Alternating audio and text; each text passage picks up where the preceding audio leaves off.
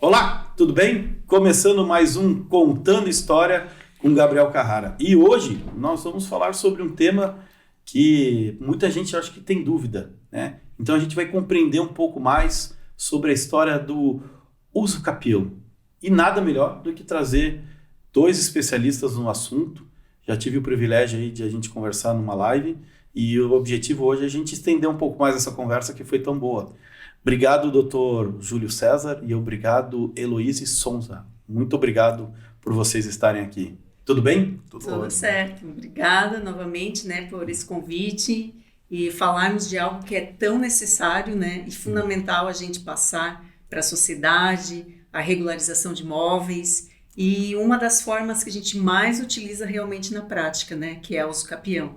Uma forma de regularizar o seu bem, de tornar um possuidor proprietário, valorizar o seu imóvel, trazer segurança jurídica. Então vamos aí para esse bate-papo que vai ser muito legal. É isso aí, Gabriel. Muito obrigado, Gabriel, por essa oportunidade de te conhecer também um pouco melhor. Já sabemos aqui o porquê contando histórias, Olha, o homem já trabalhou na vida, hein? Mas... Você sabe, doutor Júlio, que eu tenho alguns amigos que eles são meus contadores. Então, quando eu falo alguma coisa, eu falo assim, registra aí mais uma profissão, mais uma profissão, mais algum item para colocar lá na lista. Tá certo. E falar sobre essa parte, principalmente da regularização de imóveis, é um assunto que nos deixa muito, muito tranquilo, é um assunto que a gente realmente tem o prazer de falar, porque atualmente, como a gente já conversou, 40 milhões de imóveis irregulares no Brasil é muita coisa. Isso significa que 40 milhões de pessoas não têm uma matrícula, não são proprietários. Recentemente tivemos uma situação junto à Celesc, que não estava fazendo nem a ligação da luz para essas pessoas que não tinham matrícula. Então, é um assunto que realmente ele precisa ser tratado, ele precisa ser levado a sério. E bom, Gabriel, que você está levantando também essa grande bandeira, a nível Santa Catarina, a nível Brasil. Isso é muito importante, precisa ser discutido. E meus parabéns aí por esse bate-papo e tu também já levantar essa bandeira também, que é muito importante. Você sabe que assim, como eu estava falando para vocês, eu sempre fiz trabalho voluntário, E tive sempre a grande oportunidade de trabalhar em comunidade, assim, da gente fazer trabalho em comunidade. E quando eu comecei a entender sobre imóvel, entender sobre a documentação do imóvel, eu comecei a ver que, na verdade, a regularização de imóvel, ele é um objeto social, Sim. Porque a gente vê que, na grande maioria, quem sofre com isso daí é o cara de baixa renda, Porque ele não tem condição financeira de se fazer, ele não tem conhecimento para fazer, E ele que acaba, na verdade, ficando refém de um sistema, Por falta de conhecimento e principalmente por falta de não ter dinheiro para fazer isso. Esse que é o grande... Como ele não sabe, eu sempre falo, quando a gente não tem conhecimento, na grande maioria das vezes a gente pega o pior caminho que tem. Às vezes tem um atalho que é um item só lá para resolver. E aí, como ele não conhece, ele vai procurando outras pessoas, não procura quem realmente de fato sabe, e aí às vezes acaba pagando coisa e não tem o documento na mão, Eu acho que precisa, principalmente, isso foi um assunto que a gente debateu muito, Precisa realmente hoje tratar do assunto com pessoas que realmente entendam aquilo que estão fazendo. E tu hoje tocou num ponto muito importante dessa questão do social, O que a gente mais percebe, Então, hoje nós temos dois tipos de pessoas. Tem aquela que é visionária, que consegue enxergar no imóvel de posse uma oportunidade, e está tudo bem, porque ela tem a informação, Isso a gente vê muito na prática, Às vezes, um imóvel que ele é comprado de posse por R$250 mil, e quando sai a matrícula, esse mesmo imóvel ele tem aí uma valorização de até 50%. Nós tivemos um caso de uma construtora, foi uma assessoria, inclusive, que a gente fez, que comprou o imóvel por R$1,5 milhão, e esse mesmo imóvel, após a regularização, foi para R$4 milhões. né? É muita coisa, né? Então, é muita coisa. Então, é o que você falou. Informação é poder. E a gente hoje está aqui para trazer para você, né, principalmente, informações valiosas, né, e que você, sim, mesmo tendo um imóvel de posse, um contrato particular, muitas vezes o IPTU, né, que com o IPTU também tu consegue tirar um histórico junto à prefeitura para poder estar regularizando esse imóvel e falar, sim, que é possível. A gente vê realmente que a irregularidade ela está em todas as faixas sociais, né? Mas realmente a nossa maior ideia de fazer um podcast também foi de levar esse conhecimento para as pessoas que não têm esse acesso, né? E no nosso podcast também, que é Imóvel Regular e Direito, a gente já conseguiu, né, alcançar algumas pessoas que entraram em contato e disseram realmente a gente conseguiu entender que é possível a regularização. Porque a pessoa que não tem condições de entrar no registro de imóveis, de pagar as custas, ela pode entrar na justiça e pedir assistência judiciária gratuita. Né? Então a gente prova ali pelos extratos bancários as condições da pessoa. Então é possível a pessoa regularizar o seu bem, né? E isso é muito gratificante para nós que atuamos na área. E depois a pessoa pode ter realmente essa segurança jurídica. E o que será que esses clientes mais falam no final, Gabriel? Adivinha? Agora eu posso ter paz. Então isso é algo assim extraordinário da regularização, a gente trazer a paz para essas pessoas. Eu vejo que, principalmente com a pandemia, né, Gabriel? Eu vejo o quanto as pessoas, as famílias, elas estão mais preocupadas em regularizar seus imóveis para não deixar problema para os filhos. Né? Então, o que a gente mais escuta lá no escritório é isso, né? Eu não quero deixar problemas para os meus filhos. Então, hoje, muitas pessoas, né, elas não têm esse conhecimento que a propriedade ela se adquire com a matrícula. Né? Então, muitos só têm IPTU, a luz, a água no nome e acham que são proprietários e, de fato, não são. Né? Então, por isso que existem alguns mecanismos, e a Usucapião acho que é um dos principais processos no Brasil, mas existem outros mecanismos, como hoje também tem a questão da REURB, né? A REURB, na minha visão, eu ainda... um pouco burocratizado. Particularmente, eu ainda tenho um pouco... Na prática, né? De pé atrás, né? Porque o que a gente percebe? Que, em muitos casos, existem pessoas que elas não têm condições de arcar com projetos. Então, se coloca, se faz um acordo e o município dá um tempo para aquela pessoa regularizar, um exemplo, né, através de projetos, saneamento, enfim. E essas matrículas depois, elas podem ser canceladas. E são informações que muitas vezes... Que às vezes não chega, né? Não chega de uma forma correta. Para a população realmente, né? De tudo que eles vão ter que cumprir para realmente sair a matrícula definitiva. Então, por isso que a gente sempre, né, faz toda essa análise para ver... Na verdade, assim, eu só vejo o REURB funcionando quando a prefeitura, de fato, entra no processo. Né? Sim. Então, exatamente. Ela a Câmara de Vereadores faz um projeto de lei dando alguns benefícios dentro do município para que a pessoa consiga fazer. Existe um alinhamento junto com o cartório. Poder Público e Registro de Imóveis, né? Se não tiver o REURB por REURB, ele não funciona. Ele tem que ser uma conjuntura de força-tarefa para ser feito, né? E cuidados, né? Eu vejo algumas situações acontecendo no REURB que, teoricamente, não precisava ter sido feito o REURB, podia ter feito outro processo. E qual que é o problema disso? Porque daí deixa de atender onde realmente precisa ser feito. É um ponto que, assim, realmente nós demos entradas em alguns e acabamos retirando, né? Porque realmente a gente verificou... Isso foi lá no início, né? Assim que saiu... O custo que teria muito alto, né? Custo muito alto. Para eles arcarem, então, pela Usucapião, nós regularizamos o terreno das pessoas de forma individual, mas regularizamos, a bem dizer, todo o loteamento. Todo o loteamento. Porque só de custo, eu lembro que na época, assim que veio a lei da REURB, que teria que fazer projeto na rua, enfim, só de custo ali ia dar para mais de R$300 mil. Né? Se o município não arcar com Não esse arcar. custo, ele Não. fica inviável. Uhum. Por isso que eu falo que tem que ser uma força-tarefa Sim. integrada. E, de novo, para caso específico, né? A REURB, ela funciona, mas daí são casos específicos para se resolver um problema social. Daquele local. Uhum. É isso que eu vejo do REURB. Que é a REURB social mesmo, né? Com essa bem, função, né? É bem social, de você pôr realmente numa comunidade que tem uma problemática que na via normal a gente teria dificuldade de resolver.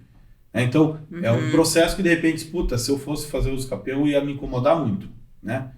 Vai ter questão ambiental que vai dar dor de cabeça, vai ter que... Então, daí vai um REURB. E aí regulariza tudo, né? Porque daí é uma ação conjunta, né? Existe um entendimento melhor, né? Porque como é um negócio... Então, certas coisas conseguem ser feitas, mas fora disso, o uso capião é muito mais rápido. Eu tenho locais que eu falo para a pessoa fala, eu tô esperando porque vai chegar o REURB aqui. Eu falo, cara, faz o uso capião, vai ser muito mais rápido. Você vai ter a matrícula na mão, tudo mais simples. Você vai ficar esperando, ainda vai ter que vir, né? Porque é o ritmo. É uma ação coletiva, uma né? ação coletiva. E sempre que eu penso que a uso capião, isso a gente sempre fala também, exatamente isso que tu falou, a gente fala, olha, a uso capião, se você quiser, é individual. Né? Então, tudo só depende de você, não depende de outras pessoas. E nós sempre informamos também que o processo da uso capião não depende da prefeitura. Né? Porque toda vez que tu depende da prefeitura, é um problema. Dependendo de órgão público... É um problema. Então, assim, a uso capião não. Né? Hoje, da parte do procedimento, provas, né?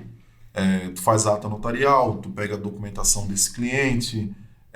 vai para o registro de imóveis. E ele vira um ato político, porque daí quando vai fazer a entrega, né, eles vão querer marcar uma data, porque vira um ato político, né?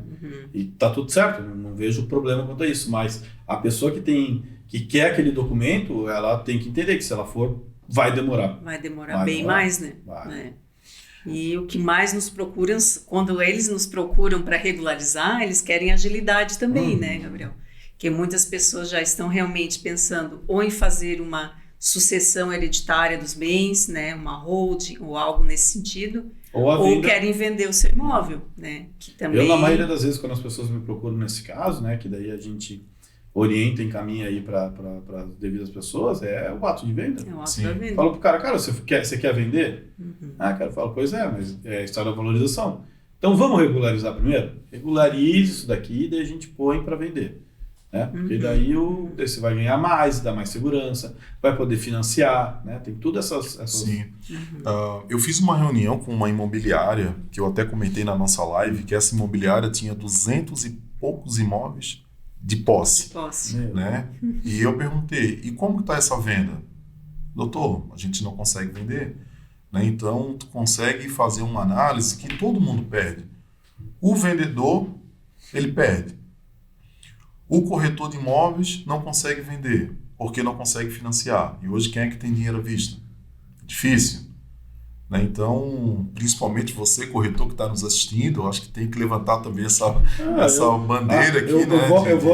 Eu estava me segurando aqui para falar. Na verdade, não pode vender. Esse é o resumo. Você só pode vender aquilo que tem matrícula. Ponto. Então, se a pessoa está vendendo algo irregular e vai se incomodar. E é o que eu sempre falo eu falo muito às vezes a pessoa me pergunta, Gabriel, o que você acha de eu vender isso? Eu falo, não tem problema nenhum. Você põe a sua casa em garantia? Por quê? Se der errado, você tem que ressarcir o cliente. Não, e daí não? Então, se daí não, então não vamos fazer. Porque se você confia no negócio, então você põe o seu bem em garantia. Não tem problema nenhum. Sim. Então, é porque você não confia no que você está fazendo. E é um negócio muito de risco, né, Gabriel? Porque tu acaba, tem pessoas que só tem IPTU do imóvel, né? Outras só tem uma fatura de luz, água. Então, para vender um imóvel desse, tu tem que puxar toda a cadeia sucessória realmente para ver. Para você ver, eu peguei um imóvel uma vez com matrícula, tudo certo. Imóvel com matrícula. Peguei, daí o cara falou onde era o local, coloquei a placa, tudo certo. Não tem erro. Daqui a pouco chegou um cara bravo na imobiliária. Quem que autorizou você pôr a placa? Falei, o dono do imóvel. Tá aqui a matrícula do cara.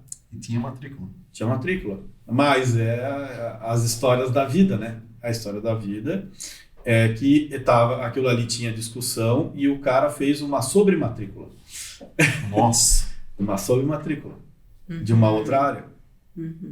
Entendeu? E aí tava em discussão. O que eu fiz? Aí eu tirei minha placa de lá, falei, termine de resolver, depois ele fala comigo. Eu que não vou entrar na ciranda dos caras. Sim. Então, pra gente entender mesmo com matrícula ainda tem esses problemas, né? E quando não tem matrícula, daí nós se tivemos instala aquele muito caso, mais problemas. isso aí eu acho que pode até falar também, daquele De confrontação. juiz aposentado que que forjaram um documento no Rio Grande do Sul e venderam o imóvel do nosso cliente. Mas ali na nossa região norte tem muita gente que faz escritura no Paraná. Porque no Paraná... Eles fazem no Paraná, eles vêm aí apresentam aqui. Porque no Paraná ele tem menos exigência de documentação. Aí eles fazem lá. E ainda estão fazendo a escritura de posse? Sim, e faz lá, faz escritura lá. De posse? E aí traz, só que os cartórios daqui de registro já estão espertos. E daí volta todo o processo. Não é que eles não aceitam, mas ele volta todo o processo. Aí começa a pedir toda a documentação. Então, só que antes disso aconteceu, eu já tive imóvel no município que era uma área, e aí existia uma outra matrícula de uma área menor dentro dela, no meio do local. Uma área maior e tinha dentro da matrícula e dentro tinha uma outra matrícula com uma área menor. Sobreposta. E aí daí foi entrado com processo e aí foi descoberto que uma delas era fraudulenta. Olha só. Então você vê como que o negócio ele é... Isso nós estamos falando de coisa que tem matrícula. Tem matrícula. Agora imagina sem matrícula. Né? Eu sempre falo para a pessoa assim, eu falo, tá, dá os seus dá aqui fulano de tal, tá? Falei, mas a matrícula, o nome da matrícula tá fulano de tal. Então, eu preciso do primeiro contrato desse cara vendendo para outra pessoa, dessa outra pessoa vendendo para terceiro. Sim. Eu falei, e se no meio da cronologia sumir ferrou, porque daí eu não sei se o cara vendeu para outra pessoa, porque às vezes tem 3 donos do terreno. Sim. E outra coisa, né? Se foi quitado, se um não está entrando com uma rescisão contra o outro. Exatamente isso que eu ia falar. Aí onde a gente vai a fundo para investigar isso, né? Às vezes o cliente não entende porque que a gente pede de 7 a 10 dias para fazer essa análise, né, Júlio? Pedimos. Porque realmente tem muita responsabilidade da gente fazer essa análise e descobrir todos que já passaram pelo terreno, né? Para dar essa segurança necessária para uma compra e venda, né? Sim. E ainda assim sabe-se que pode ter algum problema, mas se tira todas as negativas dessas pessoas, o nome de todas essas pessoas, para ver se uma não entrou com uma ação contra a outra, né? Então a gente mostra isso, né? Fica muito mais viável, né? Fica muito mais viável. Nós tivemos um caso agora, recente também, Gabriel, de um cliente nosso. Ele é advogado, lá do Rio Grande do Sul também. E tem um imóvel aqui em São José, eu acho que eu já tinha até comentado com você também. E uma pessoa simplesmente invadiu o imóvel, né? Mas aí o que aconteceu? Como ele tinha matrícula, se tornou mais fácil para poder resolver. E se não tem matrícula? Como é que fica? Esse negócio de invasão... problema. Esse de invasão teve uma que um advogado me ligou de Itajaí. Eu tenho um cliente que tem um terreno em Itapuá e parece que tem alguém vendendo o terreno. Daí o que aconteceu? O corretor pegou e estava pondo a venda. Aí eu entrei em contato com o corretor e falei, você tem autorização de venda disso daqui? Tá bom. Aí encaminhei a denúncia para o Cresci para fazer. Não tinha autorização de venda. E aí começou o negócio. Então tira a placa. Daí eu falei pro cara, manda cercar o seu terreno. E bota uma placa. Aí mandou cercar o terreno. Aí o advogado Itajaí pegou e me ligou. Não, eu tô mandando jogar 2 postes lá no meio do terreno. Porque daí o poste é mais difícil dos caras arrancar. E o cara com matrícula. Olha a confusão que estava acontecendo. E aí vai lá alguém, vende com um contrato de compra e venda. Por isso que eu sempre falo. Eu falo para as pessoas, cara, o contrato de compra e venda, ele não tem valor. Não tem valor. Então, regulariza. Esse terreno já está há muito tempo? Tá bom, então levo para o advogado, deixa eu ver se eu posso regularizar. É o passo que eu falo. Se não der para regularizar, não compra. Não compra, você vai ficar com uma bucha na mão o resto da vida. Exatamente. Às vezes só tem um contrato e não tem mais nada no nome, né? Para dar essa segurança da posse, né? Às vezes você vai puxar a matrícula mãe, que a gente chama, né? A matrícula principal daquela grande área, tá em penhora aquela área com banco. Ou a pessoa faleceu e tá em inventário, tem 300 pessoas no inventário. Aí você essa vai comprar. Da penhora a gente já resolveu um problema, assim. Eu ia falar... Né? No Cacupé lá. Não, mas teve dessa cliente, teve também teve uns 3 casos que, mesmo fazendo a uso capião, eu acho que pode explicar isso aí melhor, né? Mesmo fazendo a uso capião também, essa nós já penhora, vimos que ela vem junto. Ela vem junto. Era uma matrícula em torno de 10 mil metros quadrados e foram vendendo por contratos particulares. Só que as inscrições imobiliárias na prefeitura estavam tudo ainda em nome da proprietária registral. E as pessoas iam comprando e não iam transferindo o IPTU para o nome delas. Começava por aí, né? E a dívida ia ficando no nome da proprietária. Então a gente teve que conversar com ela, pegar, né? Realmente ela queria resolver isso, nos contratou para tirar esses IPTUs e fazer as defesas fiscais no nome dela. E aí a gente conseguiu que ela, né, regularizasse e tirasse essa penhora da matrícula. Porque senão, a usucapião que ia sair desses lotes, a penhora iria junto ela vem junto. para usucapião, para as matrículas que iriam sair. Né? Então, tudo isso tem que ter esse cuidado, né, de dar uma matrícula também limpa, sem nenhum problema para o possuidor atual, né? Nós estamos com um caso agora que nós entramos com 2 embargos, né? Mas aí foi uma estratégia que a gente teve que fazer, né? Foi finalizado o uso capião, tinha uma penhora ali e nós entramos com embargo para poder tirar essa aí penhora. A gente mostra realmente, né, que foi adquirida já a propriedade por uso capião. E o juiz vê a posse consolidada ali e aí manda tirar a penhora. Daí limpa a matrícula para o atual possuidor e proprietário, né? É muito comum isso aí, tá? E acontece. Que aí essa matrícula ela vem com uma penhora e tu tem que entrar com embargos para poder realmente... Você sabe que uma vez eu peguei um loteamento ilegal que era assim, o proprietário ele conseguiu a façanha de penhorar a matrícula em 2 bancos. E nos 2 ele não pagou, né? Peguei o dinheiro e não pagou. Então tinha 2... Mesmo imóvel. E os 2 bancos fazendo cobrança. Só que ele fez um loteamento para 200 casas, 200 terrenos. E aí tudo contrato de compra e venda. Ninguém conseguia regularizar nada, porque ele não desmembrou, não existia desmembramento daquilo. E aí aquilo foi se arrolando com o tempo. E daí, sentamos com o pessoal especializado. O que dá para se fazer? Aí foi feita uma força-tarefa para conseguir ajeitar o negócio. E eu trouxe junto os bancos para resolver. Eu falei para os bancos, vocês não vão receber. Não tem. Coisa consolidada, mais de 30 anos, vocês não vão receber nada. Então, ajudem a resolver, para vocês pelo menos receber alguma coisa, porque senão conseguimos identificar áreas que ainda estavam vazias, né? Aí o banco ficou com algum lote, alguma coisa? Ficou. Resolver isso? Não, ficou. Tinha umas áreas... Entendi. Tinha umas áreas boas. E aí foi feita a divisão entre os bancos, porque daí eram 2 bancos, né? É outra problemática. E eles ajudaram no custeio da operação, porque se fosse esperar que a população lá fosse custear, não ia sair do local, né? Aí os bancos entraram junto, a prefeitura entrou junto, e aí conseguiu-se fazer o processo. E aí regularizou. Entendi. Mas foi uma força-tarefa. Eu vou te falar, e tem coisa espalhada nesse Brasil assim. De irregularidades, de confusão. Quando tu falou dos postes, eu lembrei do cliente lá, do juiz que tu falou. Sim. E que lá ainda foi mais grave. Lá eles botaram um container em cima para, né, demarcar o terreno ali, para não haver invasores. E você acredita que furtaram o container? Meu Deus. Furtaram o container. Ainda que daí tinha os vizinhos que sempre ficavam lá, né, olhando, porque ele é um terreno que eles estão querendo construir para realmente ser de veraneio, né, de temporada.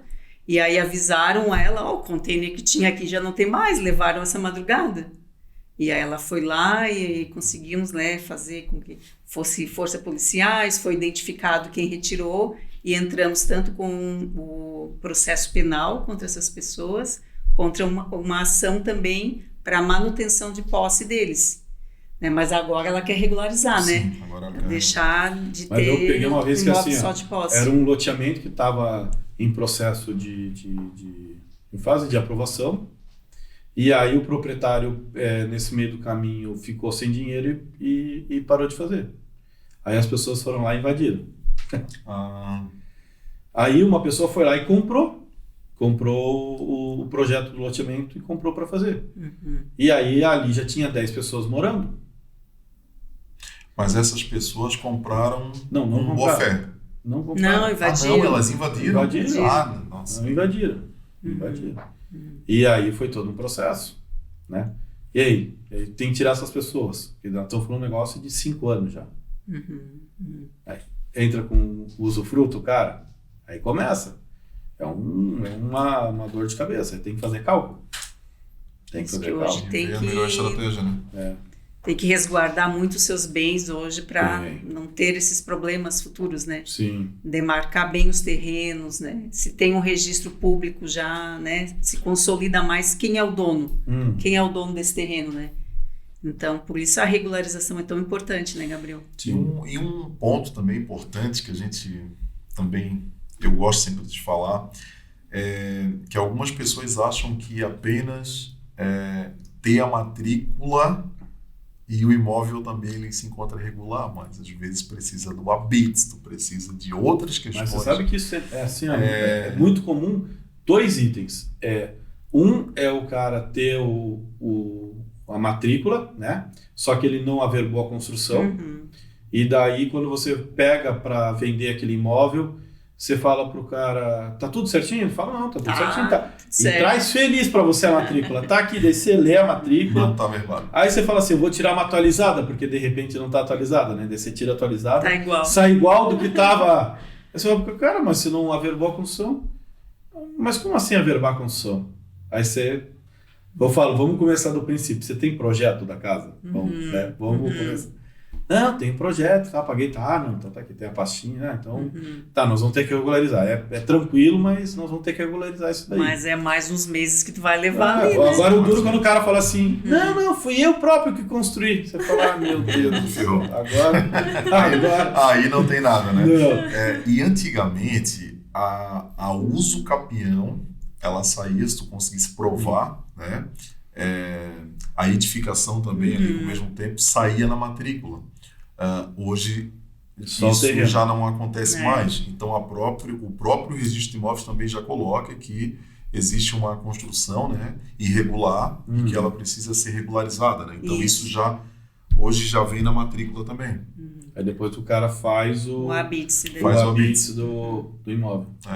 Então, hoje, um exemplo aqui. Mas por um lado é bom, porque também agiliza, né? Porque provavelmente eles devem ter feito isso, porque muita gente às vezes ficava travado o processo de uso capião, porque até o cara conseguir regularizar a construção, se demorava muito tempo. Então se regulariza o terreno e beleza, e depois se resolve a edificação. Eu acredito que deve ter sido isso que o pessoal fez, né? Sim. E hoje está muito comum isso, né? Então...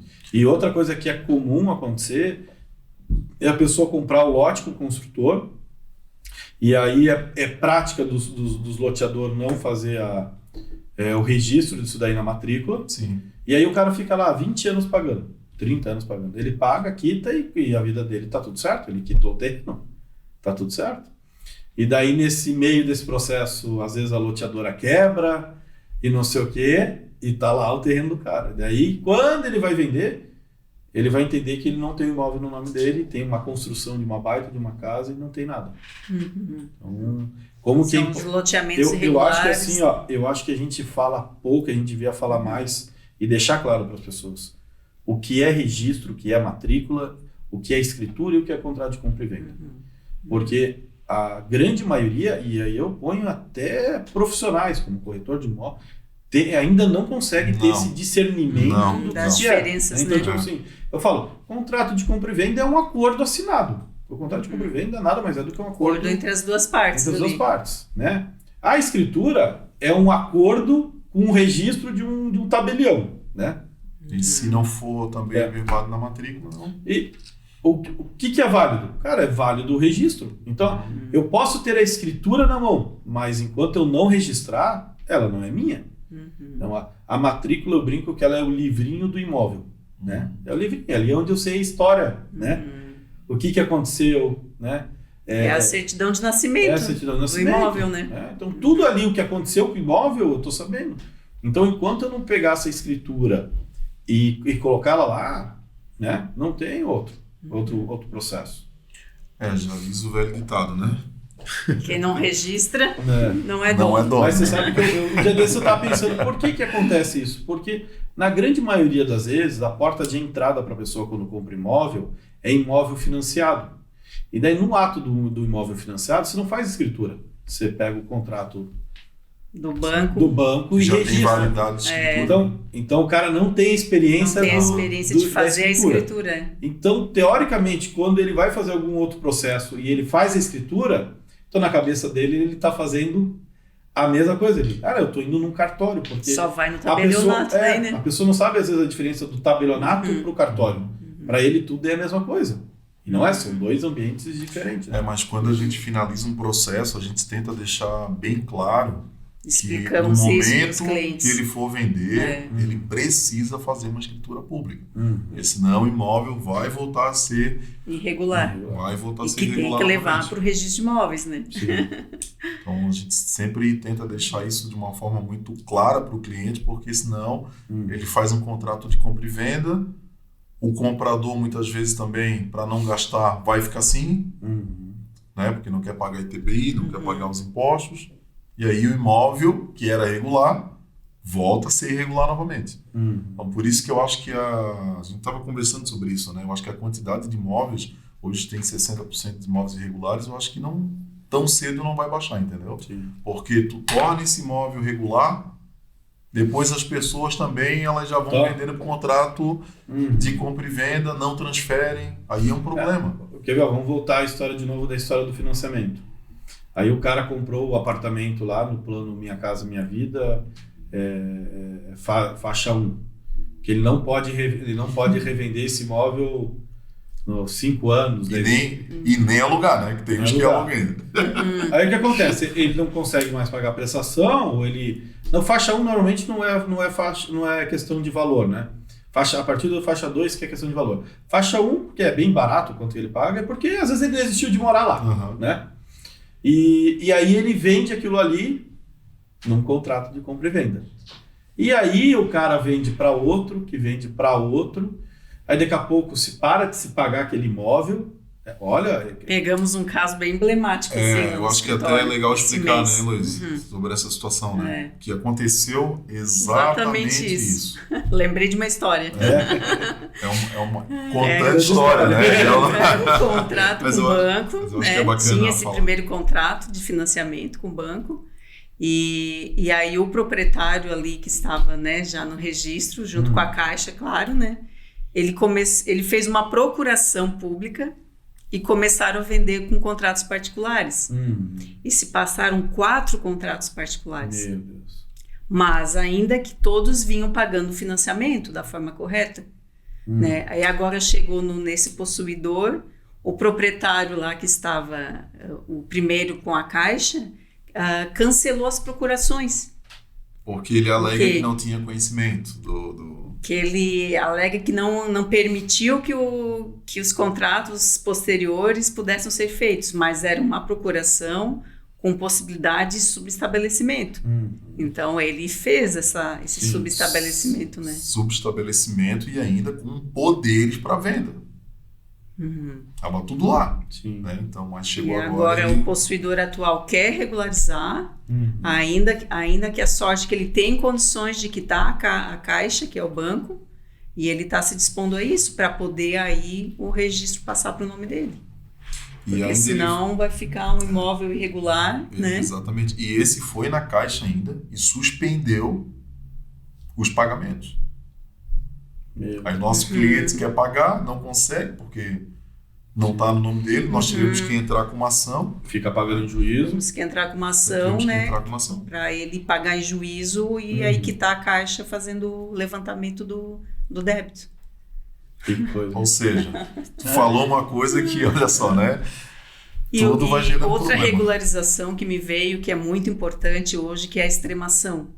Boa. Hoje até na OAB essa semana, né, nos perguntaram que figura é essa, né, como que se dá a extremação.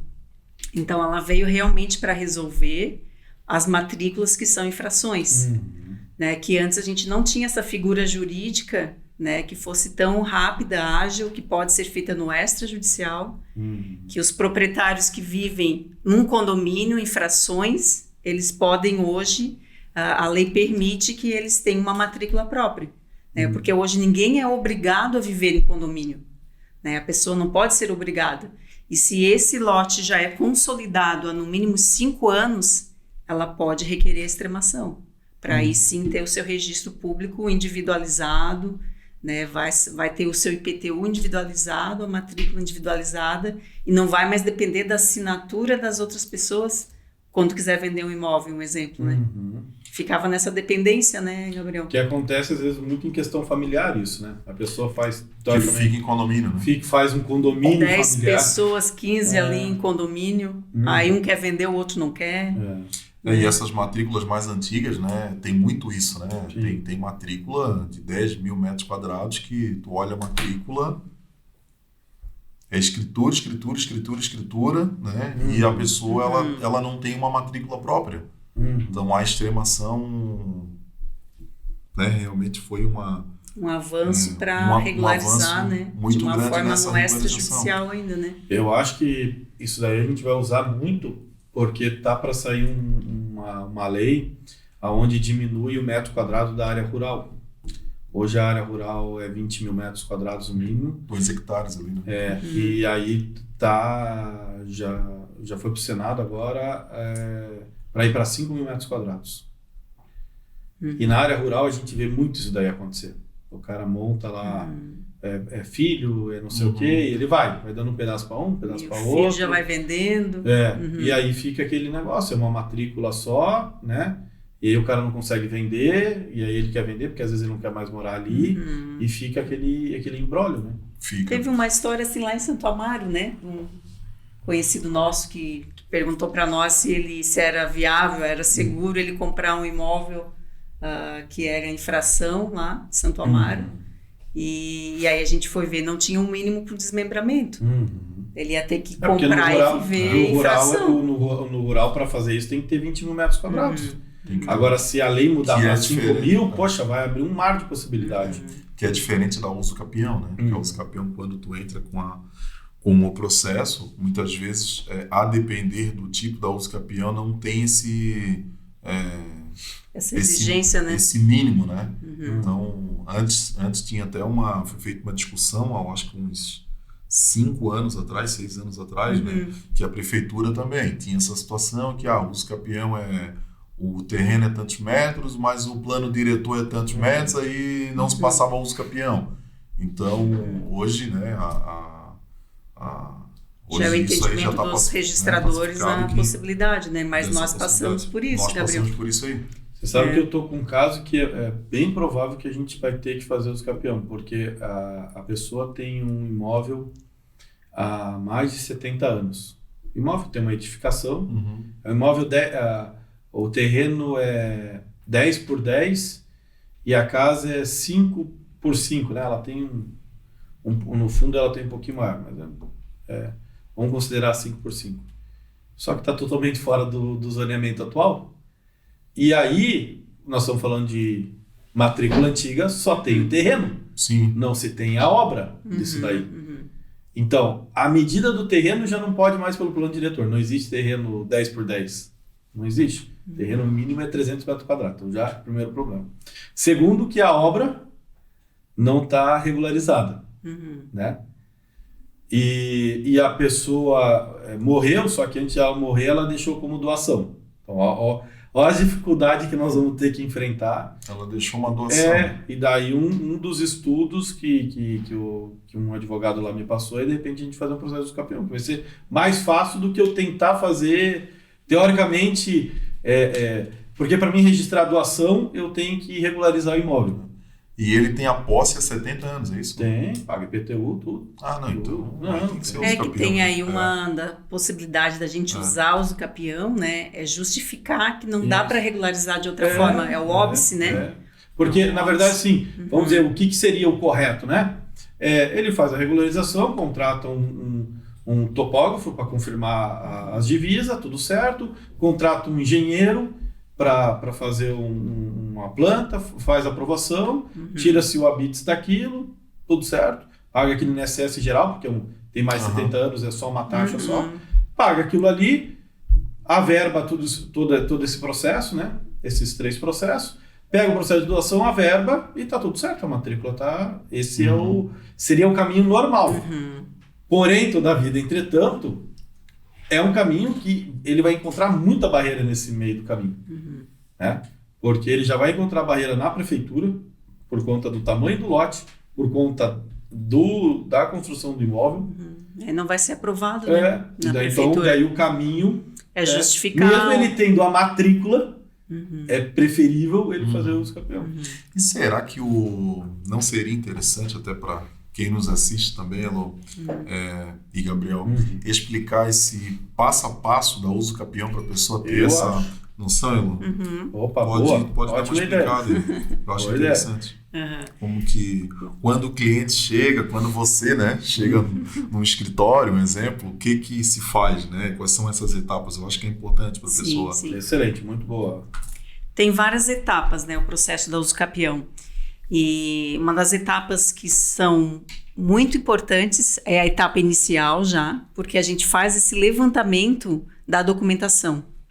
Né? O que a pessoa tem que ela prova a posse dela. Né? A gente chama que é na entrevista que nós temos com a pessoa, né? E ela tem que falar tudo, né, daquele imóvel, a gente vai a fundo para realmente ela falar, já teve alguma contestação sobre esse imóvel, não teve, é uma posse pacífica, sem contestação, né? O que você tem de prova da posse? Eu já pago a Celesc há 15 anos. Então, já é uma posse já consolidada, né? Com documentação. Tem contrato de compra e venda? Não tem? Muitas pessoas extraviam esses contratos de gaveta, né? Mas ela prova a posse contínua, né? Com faturas de luz, de água, pelo IPTU pago. E o IPTU é uma das provas bem fortes para uso capião. Né? A gente tira daí um histórico na prefeitura para provar, né, que já está no mínimo há 10 anos, 15 anos o nome dessa pessoa. E aí vamos fazer a ata notarial da posse. É um dos documentos essenciais, né, para a gente começar a instruir o processo. E nessa ata a gente vai levar toda essa documentação da pessoa, provar realmente que é uma posse consolidada, uma posse de boa-fé. Juntamente com a planta do imóvel. Juntamente com o levantamento topográfico que é feito, né, as certidões ali cíveis que prova que nunca teve uma ação contra ela. E essa ata notarial, com toda essa documentação, vai ser levada para o registro de imóveis, no extrajudicial, né? É onde se dá o processo no extrajudicial, que é no registro de imóveis. E se é casal, né, os dois vão ser requerentes. Quando é união estável, a gente gosta de deixar bem claro, né, para os clientes. Essa união estável começou durante essa posse, né? Se foi durante a posse, os dois têm que ser requerentes. Se foi antes... Se foi antes, né? Se ele comprou o terreno antes da união, daí vai sair só no nome dessa pessoa. Só se no caso for universal de bens, daí não, né? Mas numa união estável, que geralmente é a parcial de bens, aí só vai ser um requerente, mas o outro vai ter que assinar como anuente. Para a gente ter essa segurança jurídica também. E essa conversa, ela tem que ser muito clara, né? Porque assim, não tem que ter vergonha de falar, porque às vezes, né, a gente pergunta, esse imóvel quem foi que comprou? Só fui eu que comprei. Você, né? Então, há quanto tempo? Né? Então, a gente tem que fazer essas perguntas, porque justamente se a outra pessoa, eles vivem numa união estável, ela não participou daquela compra, a gente sempre pergunta, você vai entrar como requerente ou você vai dar anuência? E às vezes, eu acho que já aconteceu com vocês, de ser assim, às vezes o filho está procurando fazer a regularização, mas na verdade quem tem posse daquilo ali é os pais. E na verdade você vai ter que fazer o processo no nome dos pais e não no nome do cara que veio requerir. Tu falou isso A não aí. ser que faça a doação. Tu falou isso aí, agora foi engraçado Tem que muitos que fazem a doação. Nós tivemos um caso onde 4 irmãos vieram nos procurar, isso uns 2 anos atrás, né? Que o pai, né, era um imóvel de posse, 100% ali em posse, e o pai ele já estava com uma idade mais avançada. Né? Então o que a gente fez?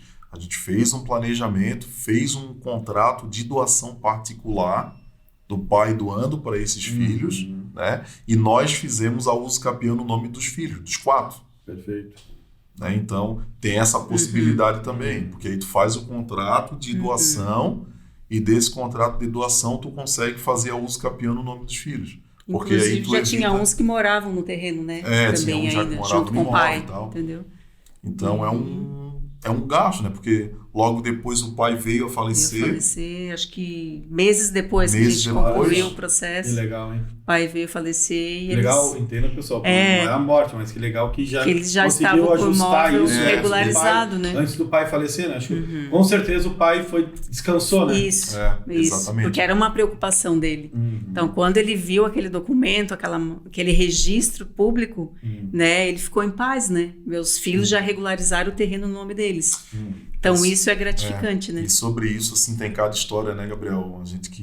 Nós, né, que trabalhamos na área, tem muitas histórias que realmente quem atua nessa área, eu sempre falei sobre isso ontem ainda, né, que a pessoa precisa ser uma verdadeira apaixonada pelo tema e principalmente ela precisa entender a história das pessoas, né? E hoje conhecendo também a história aqui um pouco do Gabriel, pelo que a gente já conversou antes, né, Gabriel? De tudo que você já trabalhou, dos bairros, né, que você morou. Então, eu sempre falo que é assim, né? A minha cabeça é muito em achar solução, né? Eu, nessa minha andada da vida e todos os locais que eu percorri, eu sempre pensei assim, problema e dificuldade todo mundo tem, né? Se a gente sentar com qualquer pessoa, vai ter. Mas se a gente não pensar em construir solução, a gente não sai do lugar, né? A gente consegue ultrapassar um rio porque a gente constrói uma solução, que é uma ponte, é um cabo, né? Então, eu acho que muito da vida é isso, né? E eu vejo o papel, principalmente do advogado, ele é isso, né? Ele é um consultor de ponte, ele tem um monte de ferramenta na mão, que são as leis, né? E ele vai conduzir essa caminhada diante de uma melhor solução para o cliente ali, né? E não é só a lei, né? O advogado que atua nessa área, ele precisa, além da parte técnica, ele precisa compreender histórias. Porque sem isso, a gente conhece vários colegas que não conseguem finalizar o processo, né? Justamente porque essa semana ainda, né? A gente foi numa cliente, uma chuva, Gabriel. Eu estava lá, lama, sapato na lama, para poder ir lá verificar o imóvel dessa cliente, onde que era, como é que era, quem são os confrontantes, se tinha problema. Hoje precisa ter isso, porque... Esse negócio de chuva e lama me fez me lembrar uma história. Tem mais uma história aí para finalizar. Contando história. Ali na Palhoça tem um bairro que chama Aririu, né? Tem o Aririu. Então, Aririu. Eu conheço Aririu há uns 25 anos atrás. E aí eu ia lá, era tudo chão, né? E aí ali quando chovia, ou quando dava maré, cara, eu ficava com isso aqui de água, né? Não dava tudo. E aí eu ia num cliente, eu tinha um cliente lá, que a casa dele, ele não... Todo mundo fez a casa mais altinha, ele não. Então, toda vez, cara, entrava água na casa dele. Aí a gente fez uma força-tarefa lá para erguer a casa dele. Porque daí hoje é engraçado, porque hoje eu passo no bairro, eu acho que ano passado, me convidaram para ir num churrasco, e daí eu andando no bairro com a minha família, eu falei, meu Deus do céu, eu não reconheço mais isso. é outro bairro, né? Como que ele mudou, como ele cresceu. Como ele transformou, né? Muitas construções, né? E aí você me fez lembrar essa história, né? Pô, eu ia lá, eu sabia que eu ia me sujar. Eu tinha certeza que eu ia me sujar. Não tem como, né? Pô, a água fica um tanto assim, você vai se sujar, né? Exatamente. Mas a gente atender o cliente, né? A gente tá lá junto com o cliente, entender muito dessa dor dele, né? Eu sempre falo, a minha avó me ensinou um negócio muito legal na vida, né? A minha avó sempre falava assim, Gabriel, você tem que se pôr no lugar do outro. E para mim a vida é essa, né? É o que a gente faz também. Eu falo assim, porra, quando acontece alguma situação, porra, eu tento me pôr no lugar do cliente e falar assim, poxa, como é que eu estaria diante daquela situação?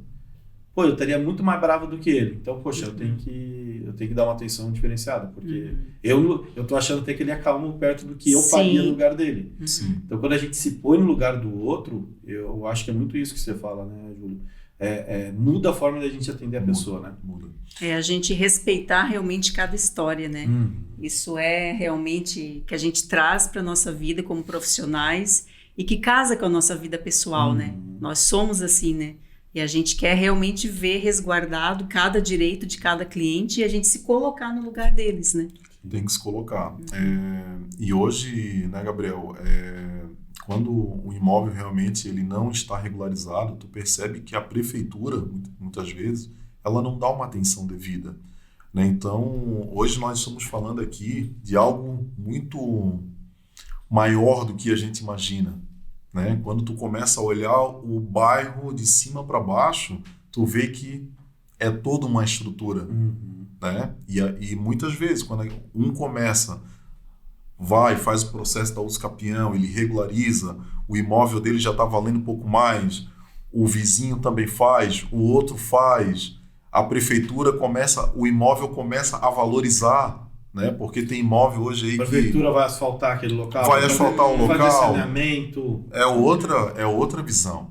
É outra visão. É qualidade de vida, né? E é qualidade das pessoas, de vida. Uma vida digna, né? Que É muito aquilo que a gente falou lá no início, né? A regularização, ele é um ato social. É um ato social. É um ato social. E ele é um ato social, um ato de segurança, porque a partir do momento que eu também começo a regularizar, eu começo a melhorar a minha vizinhança.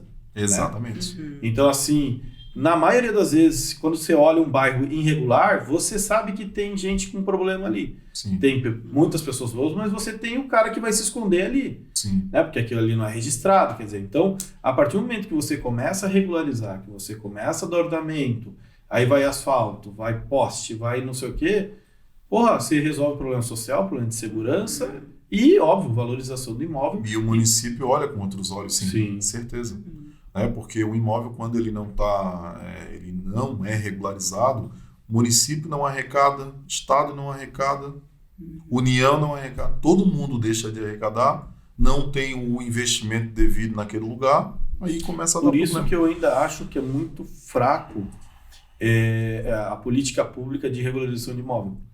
Eu acho que deveria ter mais incentivo, e eu não estou falando só de REURB, deveria ter incentivo no processo de regularização, com desconto de taxa, questão de valores, né? O processo de cartório tinha que ser mais barato. Pô, o cara quer regularizar, cara, tem que ser um processo mais barato. O Estado tem que ajudar a custear isso para o imóvel ficar regular. E aumentou muito nos últimos anos, aumentou né? demais, aumentou. Desde... A situação foi mais de 200%. Desde 2023, né? Sim. Foi um aumento significativo, que as atas eram em torno de 1.000, já foram para 2.500, 3.000 reais. Dependendo ainda do valor do imóvel. Dependendo do valor do imóvel. E a cada ano, para você que está nos assistindo aqui, a cada ano o processo vai se tornar mais caro. Vai se tornar mais caro, porque todo ano aumenta. Todo ano aumenta a questão das taxas. Agora está nessa época de novembro que é o momento que eles costumam mexer para aprovar. Na escuridão da noite, né? Eles vão lá e aprovam o aumento e vai mexer. Vai mexer. Então, quanto antes fizer, melhor Quanto antes fizer, melhor. Porque eu lembro que quando nós começamos a fazer a uso capião extrajudicial lá em 2015, né? Uma ata notarial, tinha ata notarial que era R$250, R$300. Valor bem inferior. Então, foi aumentando essas taxas aí que está todo mundo acompanhando.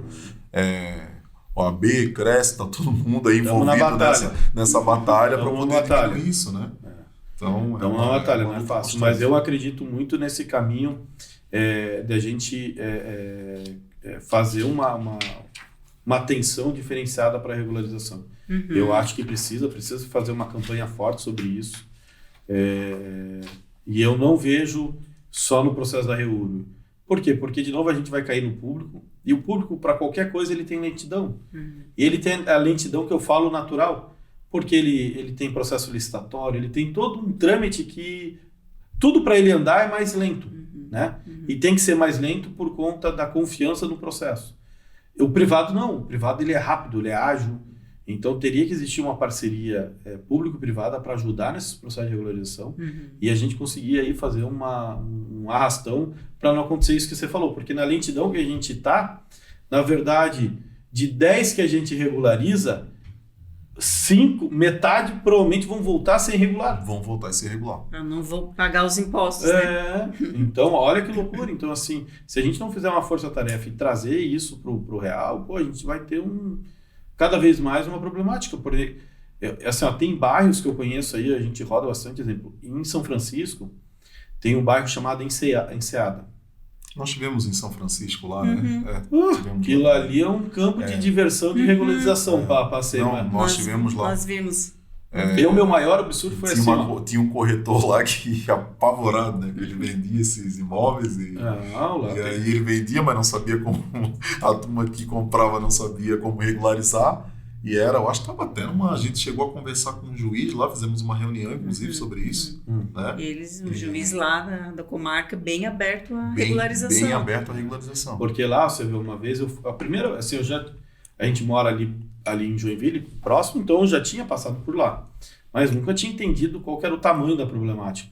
E aí um loteador de Curitiba entrou em contato comigo. Gabriel, você pode fazer para mim um levantamento que o meu pai, ele fez um loteamento todo regularizado o loteamento do cara. Tá tudo certo, tal.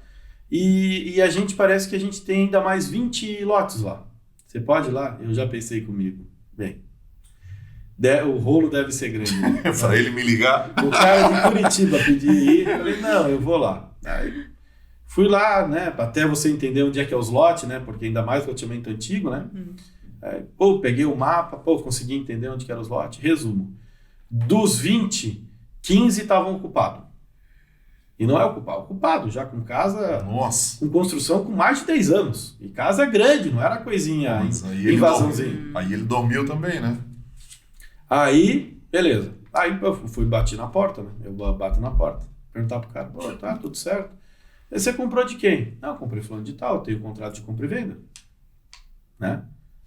E aí o cara já está com o IPTU, já pagando, porque está com contrato de compra e venda, já foi lá na prefeitura, fez o IPTU, e a matrícula está no nome do cara, e o outro cara não vendeu para ele.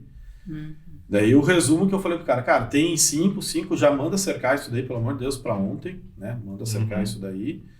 Daí eu falei, dos outros 15, eu falei, uns 5 dá para se rever, os outros 10 esquece. Cara, tem construção com mais de 10 anos ali, você não vai conseguir reverter. Né? Eu falei, desculpa o que eu vou te falar, mas você perdeu. Dormiu, né? Dormiu. Fazer o quê? Né? E aí ele entrou depois, eu indiquei um advogado, ele entrou lá com os processos para rever. Mas isso é ainda a parte boa, né? Do Ervino. Porque daí tem os loteamento ilegal.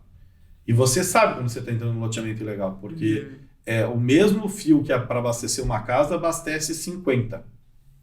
É mais ou menos assim, quando você for tomar banho, eles têm grupo de WhatsApp para avisar, para não ligar muito chuveiro junto, que senão derruba. E é engraçado porque é uma praia bonita, é um local bonito e tá com essa problemática. E aí não cresce por causa da irregularidade, né? Não cresce. Mas pode falar, é um dos motivos que eu fico... Na maioria das vezes o que acontece? A gente vai entender que a ocupação se acontece porque lá é um local de proteção ambiental. Né? Então não pode construir nada, não pode se fazer, é o erro do ambientalismo no Brasil. Nada pode ser feito. O que acontece? Quando nada pode ser feito, o irregular vai acontecer, porque a população está crescendo ali, ou às vezes já tinha população nativa ali, quer dizer, eles já viviam daquela forma. Então se cria um meio termo, né? Não é para nem ser um nem outro, né? Se cria uma flexibilização.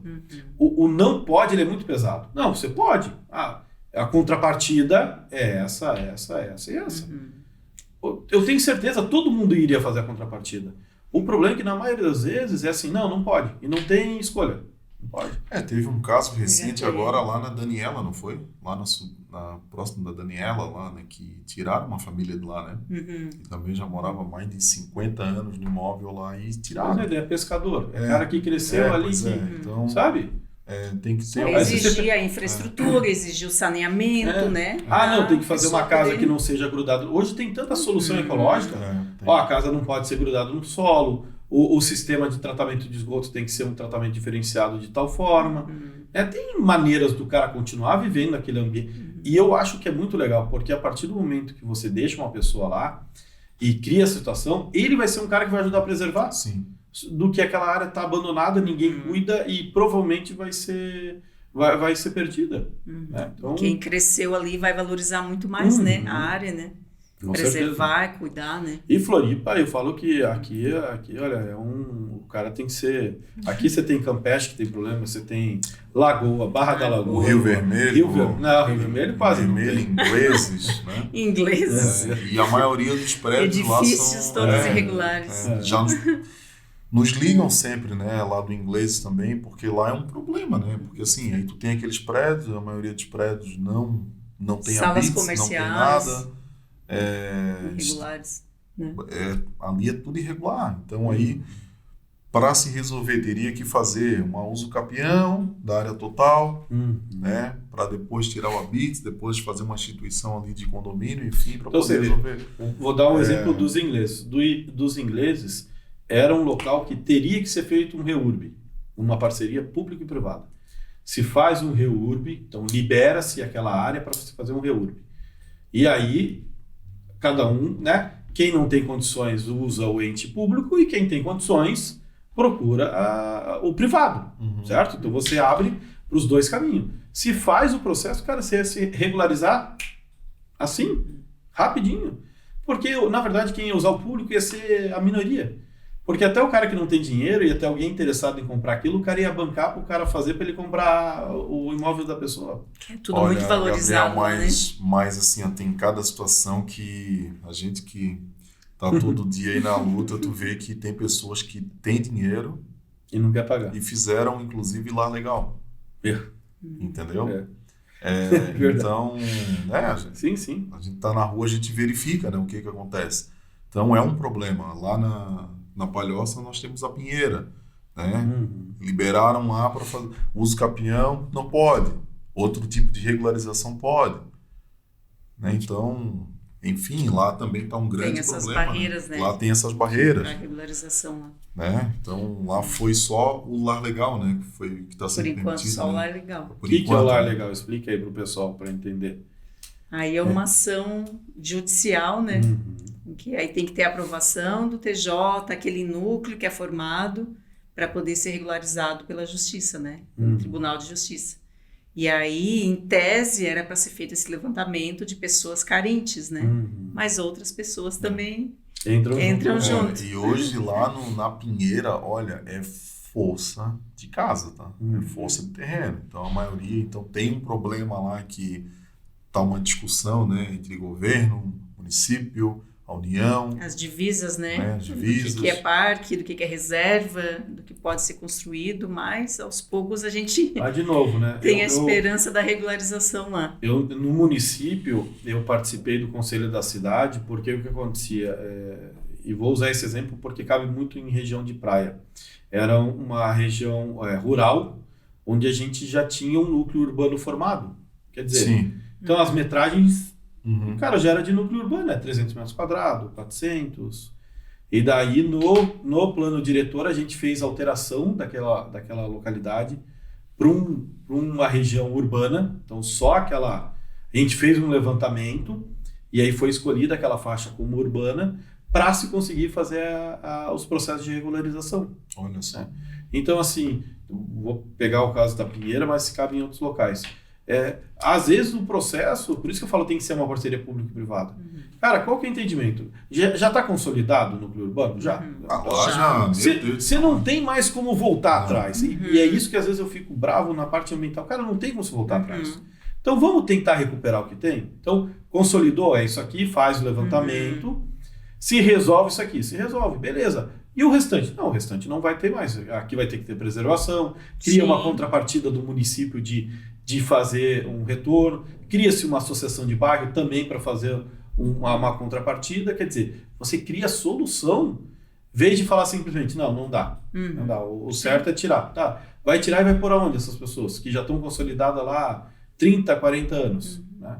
Eu fui para Pinheira a primeira vez no começo da década de 90, já era consolidado, né? Já era consolidado, já ia lá. Depois de 30 anos.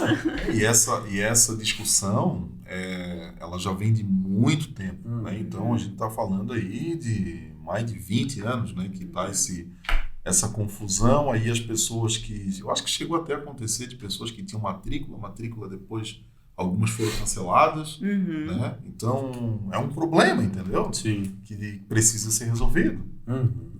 Né? Então, enfim, estão aquelas pessoas muito lá. trabalho pela frente ainda. Mas eu sempre falo, é por isso que é legal a gente trazer o assunto e levantar a bandeira, né? Eu falo que quando a gente levanta o assunto, a gente começa a provocar na população e nas pessoas essa incomodação geral e se buscar a solução, né? Se existisse a solução pronta, seria uma maravilha, mas não existe, tem local que não existe, vai ter que se construir uma solução. Né? Tem que ter discussões públicas. Tem que ter discussão, tem que discutir, tem que entender o que é melhor para se chegar num consenso, né? E se tomar as decisões. Né? Lá em Joinville se resolveu um problema muito crítico que era a Vigorelli, que era uma região de mangue, onde tem uma balsa que joga para São Francisco e tinha uma comunidade que já vivia ali. Aí o que acontecia? Nenhum prefeito queria porque tinha que assinar com o Ministério Público uma... Como é que se chama? Ajuste de conduta? Um ajuste de conduta. Daí o prefeito, porque é um TAC, né? É uma TAC, né? É no dele, né? E aí o prefeito atual foi lá e, assinou. Revigorou o local, transformou o local. Revigorou, tal, assinou a TAC. É um ato de coragem. Precisa mas achou uma solução, né? Mas achou uma solução. Quer dizer, vai desenvolver o local, tenho certeza que é o local onde mais tem possibilidade de ter marina no município, lá. Quer dizer, vai transformar o local. Só que teve que ter um ato de coragem. Mas sem coragem tu não rompe barreiras, né? Precisa ter coragem. Esse trabalho que a gente desenvolve, né? Também nessa parte do direito imobiliário precisa ter coragem. Sim. Né? Precisa ir lá no cartório, registro de imóveis, muitas vezes a lei ela está de uma forma, mas precisa ir lá conversar, né? E tudo na vida precisa coragem, né? E por isso que esse levantamento aí de bandeira precisa realmente ter, né? Que não é fácil, não é todo mundo que fala sobre o assunto. Nós viajamos muito também para outros estados aí para falar sobre o assunto. E quando nós estivemos em São Paulo, né, também num evento lá de regularização de imóveis, ficamos contentes demais porque a maioria dos advogados que estavam lá presentes eram pessoas que trabalhavam na área. A gente agora está falando, né, com pessoas também que realmente estão levantando essa bandeira. Isso é muito importante. Precisa ser discutido, precisa ser provocado. Eu falo que o mercado do direito imobiliário, eu falo que ele é muito novo. Ainda a gente tem poucos advogados especializados em direito imobiliário, né? Eu, quando comecei na corretagem, eu contava nos dedos lá na minha cidade. Quem era realmente, que você fala, não, esse é um advogado que só trabalha com direito imobiliário. Hoje a gente já começa a enxergar... pouco mais, né? E o advento da internet ajudou, né? Porque as pessoas entenderam que é bom você se especializar. Mas eu ainda acho que é pouco, de pessoas que entendem, né? Porque eu, às vezes, tenho pessoa... Eu não sou advogado, sou corretor de imóveis, né? Fiz uma pós-graduação em Direito Imobiliário, tenho conhecimento empírico, né, de vida, então sei os caminhos. Então, às vezes, eu vou conversar com alguns advogados e o cara fala, meu Deus do céu, não sabe o que ele está falando. Porque não é especialidade. Vocês querem atuar em todas as áreas, né? Exatamente. O cara, ele, na verdade, ele quer fazer tudo. E na corretagem também acontece isso. O corretor que ele não se especializa, é horrível. Você vai conversar com ele. Eu falo, exemplo, eu trabalhei muito tempo com um lançamento de empreendimento, né? E é uma área também totalmente... Hoje eu não trabalho mais, eu me especializei em áreas e terrenos, que é o que eu gosto, e é por isso que a regularização acabou vindo para o meu know-how, né? Porque na maioria das vezes a área tem problema e eu vou ter que regularizar, né?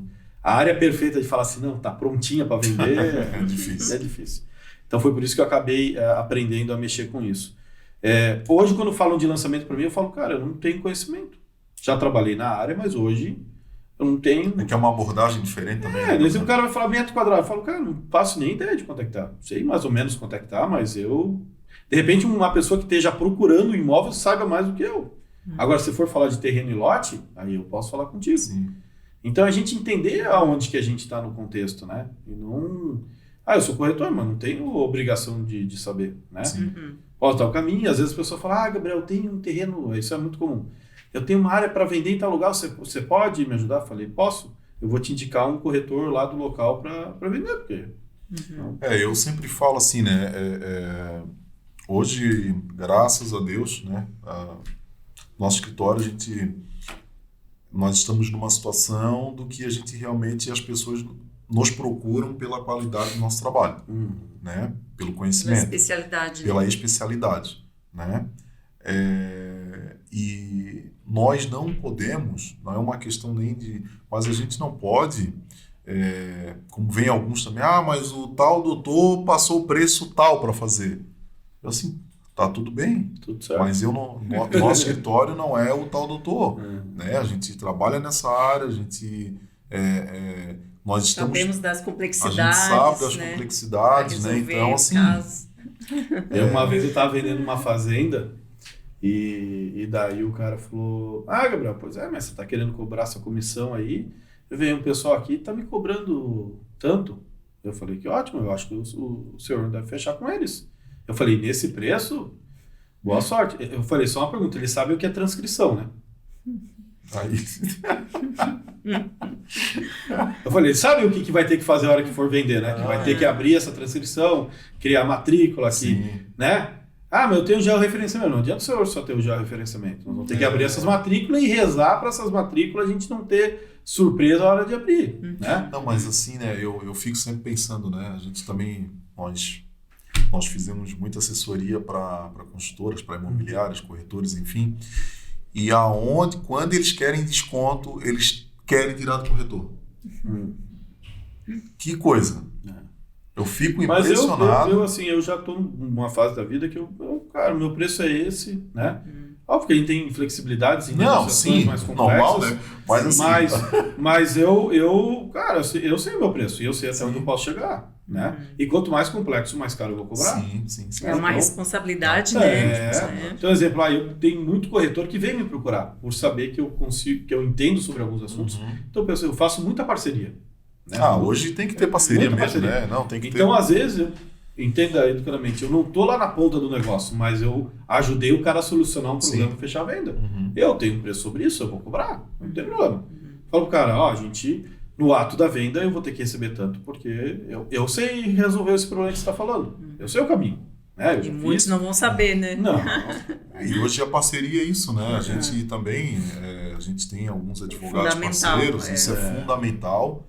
Né? Porque tem área que tu não sabe, né? Esse dia teve uma situação que foi ambiental, né? Pô, nós tivemos situações complexas, né? De direito ambiental. Nós tivemos uma cliente que fizemos um processo de uso capião, no meio do caminho apareceu uma situação ambiental lá, nós entramos em contato com uma advogada, especialista na área ambiental, e ela está trabalhando juntamente conosco nesse processo. Foi buscar a solução. Fomos buscar a solução. Tem que ser, né? Tem que ser. Pessoal, se deixar, a gente vai ficar tarde. Nós vamos até a noite. Isso aí. Então, estamos indo para a parte final aí. Eu quero agradecer aí vocês dois por esse bate-papo, por essa troca de experiência. Obrigado aí por vocês ajudarem a compartilhar o conhecimento de vocês. E eu queria deixar esse espaço aqui para os recadinhos finais aí de vocês. Sabe que eu aprendi um negócio no escoteiro, né? Eu já fui escoteiro também. Contando histórias, hein? Agora mais uma, escoteiro. E no escoteiro, quando a gente faz atividade com as crianças, a gente para no êxtase. Por quê? Porque vai ficar o gostinho de quero mais. Você nunca deixa... Você nunca vai chegar no negócio para esfriar. Não, para no êxtase. Pô, tá legal aqui, beleza. Para. Então, porque sempre vai ficar o gostinho de quero mais. E o bate-papo, eu sempre falo, a gente tem que terminar o bate-papo no êxtase. E a gente vai falar assim, poxa, ficou faltando coisa, a gente vai ter que voltar lá. Tem que fazer de novo. Eu já deixo aí o convite para a gente mais para frente voltar a falar, porque tem muitas coisas que precisam ser faladas, até para as pessoas falar assim, poxa, o meu imóvel é possível de regularizar, né? Sim. Ou então assim, a pessoa está aqui olhando agora, ela vai lá olhar os documentos dela e fala assim, meu Deus, o meu imóvel não está regularizado, né? E aí vai regularizar. Então é isso. Muito Agradeço, nós agradecemos, né, essa oportunidade de falar de um assunto que é a nossa paixão, a regularização. A gente vê o quanto isso é importante para o indivíduo, para a sociedade, para os entes públicos, né? Então, realmente, nós vamos falar a vida toda de regularização e temos muito trabalho à frente, né? E é fundamental a gente levar esse conhecimento, porque existem muitos imóveis a serem regularizados e a gente realmente levar essa bandeira para as pessoas que já regularizaram, que continuem, né, deixando esse imóvel regular para os seus filhos, para os seus herdeiros, e essa sucessão, né, de segurança jurídica que deve ter para a continuidade das famílias, né, Júlio? É isso aí. Muito obrigado, Gabriel, aí pelo esse convite, né? Fizemos a live essa semana e hoje pelo convite também. Estamos juntos aí, né? Eu acho que com essa bandeira, né? A gente já fala disso há muito tempo, mas muitas vezes tu acaba não tendo muita voz. Eu acho que é legal isso, tá levantando essa bandeira. Conte conosco aí também para estar debatendo sobre o assunto, né? Falando sobre o assunto. E também eu acho que temos que convidar, né, o Gabriel para ir lá na comissão, né, falar sobre algum assunto lá. Então, toda reunião a gente abre um espaço onde eu acho muito importante que na comissão, do qual a Heloíse é presidente, da subseção de Palhoça, nós, sempre que tem algo novo, a gente traz registro de imóveis, cartório, prefeitura, é discutido e é bem bacana, né, Elo? Porque hoje realmente se conversa, né? Porque às vezes saiu ali uma atualização, né? Então a gente acaba trazendo todo mundo para uma sala, se conversa, para uma reunião. Então falta nós trazemos mais os corretores, né? Mais os corretores também, realmente, né? Para debater. Né? A responsabilidade civil do corretor, né? A importância do corretor na regularização dos imóveis também. Vamos marcar um dia assim. E o corretor é peça fundamental porque ele tá lá na ponta, né? Ele sabe do problema antes que todo mundo. Né? E é uma peça fundamental para ajudar na solução. Uma peça fundamental. Ele conhece o vizinho, quer dizer, ele é um cara que pode ajudar. Ele olhou a documentação antes, ele sabe, ele tá lá, ele já tá sabendo do problema. Já sabe quantas vezes aquele imóvel foi negociado ou não foi. Né? Então... E eu vou falar que eu gosto muito da Palhoça, né? Eu trabalhei já lá na Palhoça, então tenho um carinho muito grande pela Palhoça. Como eu tinha contado, já andei por alguns lugares, né, da Palhoça, né? Tapinheira, Enseada de Brito, né? E Guarda do Embaú, né? Que o pessoal acha que Guarda do Embaú não é Palhoça, é Palhoça, né? Vamos deixar bem claro. É da Palhoça. Ninguém vem tirar da Palhoça Guarda. E é essa provocação, né? Para que você que tem o seu imóvel, né? Que não está regularizado, você busque essa regularização para o seu bem, para a sua família, para a valorização do imóvel, segurança jurídica. É tudo isso aí, né, Gabriel? Perfeito. Muito obrigado. Obrigada também. E você que nos acompanhou até agora, até aqui, obrigado por nos acompanhar. Curta, compartilhe, escreva seu comentário e espero você no nosso próximo podcast. Tchau, tchau!